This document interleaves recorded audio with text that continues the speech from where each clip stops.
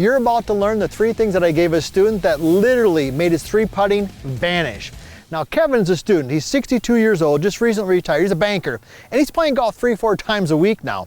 But he would literally 3-putt 5 or 6 times around. So I gave him 3 things. One had to do with the butt end of the club, one had to do actually with just his trail hand, and then one of them was a great drill called the pause and go.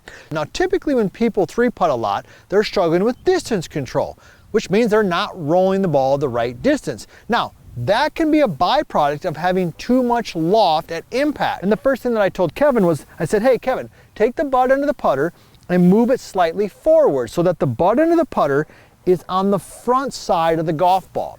And what that does is it actually de-lofts the putter a little bit. So if you're struggling with distance control, odds are that you're adding loft at impact. So if we get set in here, the first thing I want you to do is take the butt end of the putter and move it slightly forward. Now that will actually slightly de-loft the putter so that the ball rolls more in line. It's one of the reasons in the G-Track why we actually put a little less loft on it, because most amateur golfers add loft at impact. So the first tip is get that putter shaft a little bit forward so the butt end is in front of it. The second thing that I told Kevin, because we saw some progress early, all right? But the next thing that I told him, I said, let's develop your touch and your feel. All right, so what I had him do is just roll some putts with his trail hand only. I said, just grab your trail hand and just roll some putts. Let me go ahead and do it, okay? Now, why does this work? Well, when you think about, look at that, Nick, did you get that, Nick? All right, Nick gave us a thumbs up. You gotta give us a thumbs up. That was the first take. We are rolling the rock really good today, all right?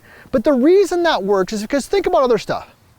You're throwing a football, you're throwing a baseball, you're writing a letter. You do that with your dominant hand. That's where your most touch and feel is in your dominant hand, because that's the hand that you use.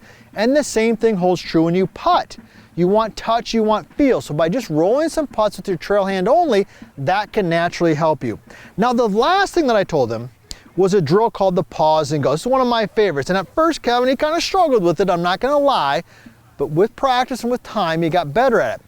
Now, the pause and go drill looks like this. What you're gonna do is you're gonna get set up and you're just gonna take the putter back and you're gonna literally pause and then you're gonna go, all right? Why does that work and what is it doing for us? Well, one of the keys to rolling the ball the right distance is having good rhythm and good cadence. So by taking the stroke and breaking it down from backswing, pause, forward swing, you're breaking the putting motion into 2 different segments so you can feel that transition.